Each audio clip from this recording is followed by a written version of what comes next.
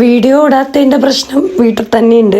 ഇതൊക്കെ തന്നെയാണ്, വേറെ ഒന്നുമില്ല. നമ്മളെ അമ്മമാർക്ക് നേരെ വേണ്ട. സ്കൂൾ തുറന്നാൽ നമുക്ക് സമയം കിട്ടും, അപ്പൊ നമുക്ക് വീഡിയോ ഒക്കെ എടുക്കാം. ഒന്ന് എടുക്കാൻ തുടങ്ങിയ അപ്പൊ വന്ന് എന്തെങ്കിലും കുത്തിത്തിരിപ്പ് ഉണ്ടാക്കിയിട്ട് അത് അവിടെ കൊളാക്കും. പിന്നെ ഞങ്ങൾ തെറ്റും പിന്നെയും മുണ്ടും. അതൊക്കെയാണ് ഇപ്പോഴത്തെ അംഗങ്ങൾ. അത് മാത്രല്ല കേട്ടോ, നാലാള് കൂടി വർത്താനം ഇത്തിരി അധികമായി കഴിഞ്ഞ് ഓവർ സ്ട്രെയിൻ ആയ എന്റെ ഒച്ച പോവും.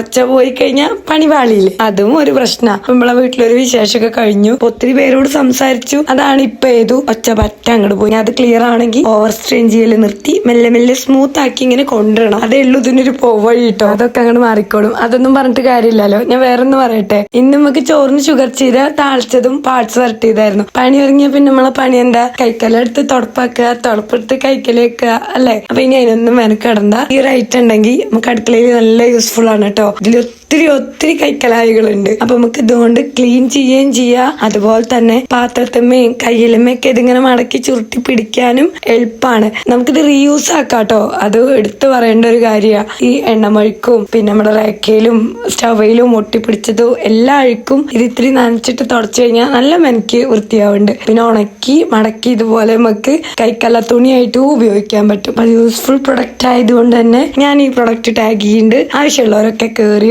മേടിച്ചോളൂ. ഷുഗർ ചീര താഴ്ചന്റെ കൂടെ പാർട്സ് വരട്ടിയതും പിന്നെ നാരങ്ങ അച്ചാറും ഉണ്ടായിരുന്നു. ഇമ്മക്ക് ചോറിനാട്ടോ. പറക്കുട്ടി ഞാൻ അങ്ങോട്ട് അർമാദിച്ചു.